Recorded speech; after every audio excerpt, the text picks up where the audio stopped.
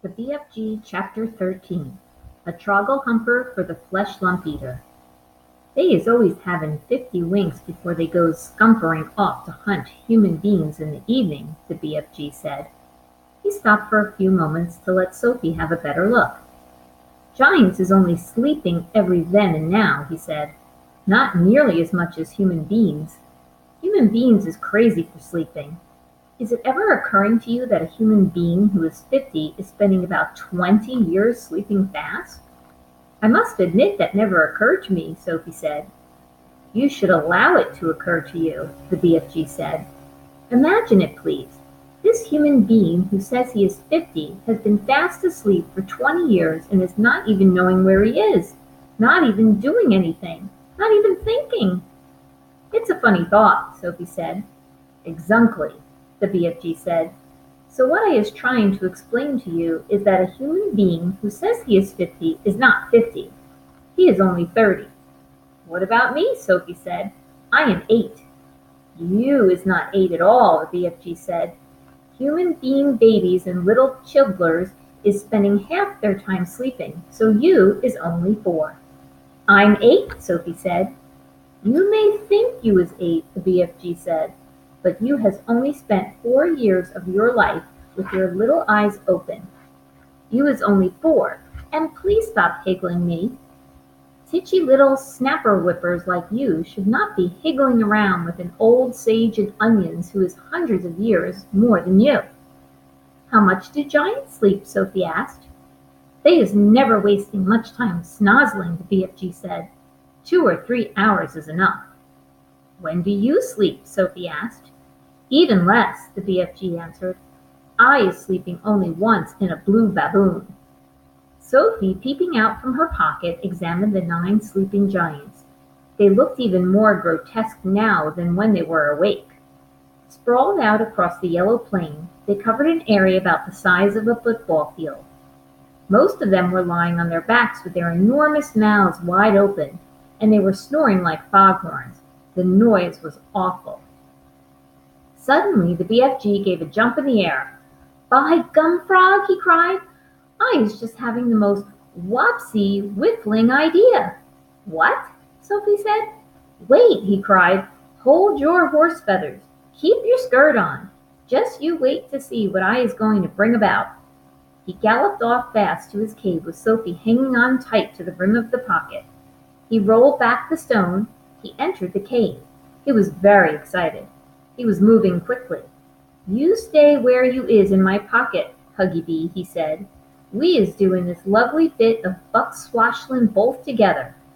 He laid aside the dream-catching net, but hung on to the suitcase. He ran across to the other side of the cave and grabbed the long trumpet thing, the one he had been carrying when Sophie had first seen him in the village.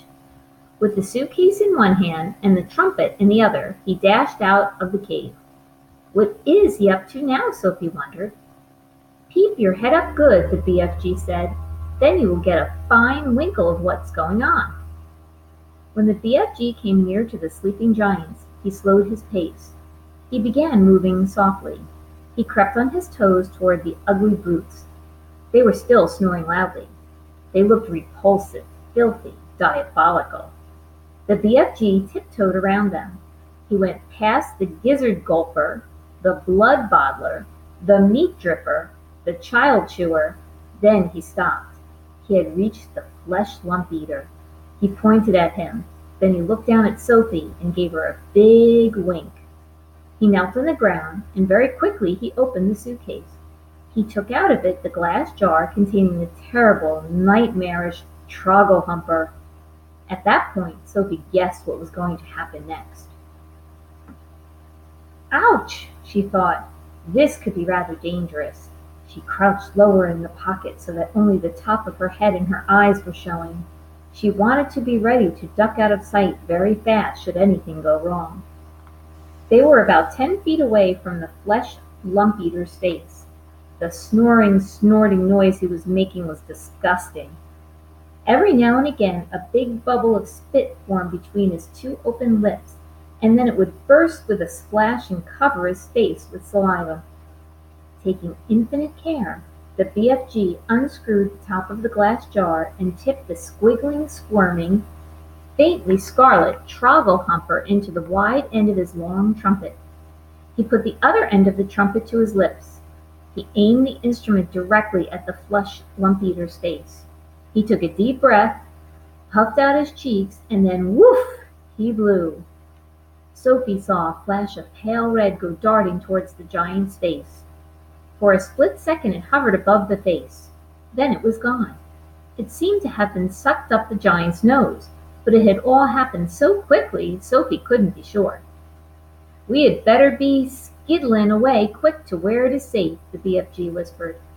He trotted off for about 100 yards, then he stopped. He crouched low to the earth. "Now," he said, "we is waiting for the gun and flames to begin." They didn't have long to wait.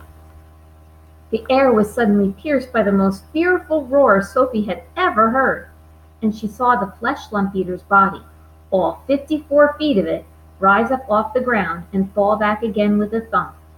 Then it began to wriggle and twist and bounce about in the most violent fashion. It was quite frightening to watch. "Yow!" roared the flesh Lump-Eater.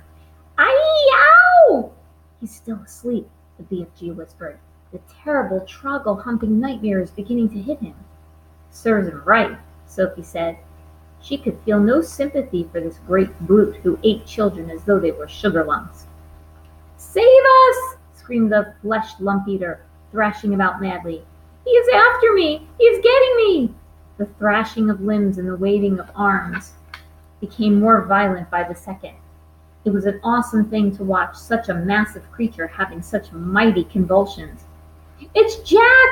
bellowed the flesh Lump-Eater.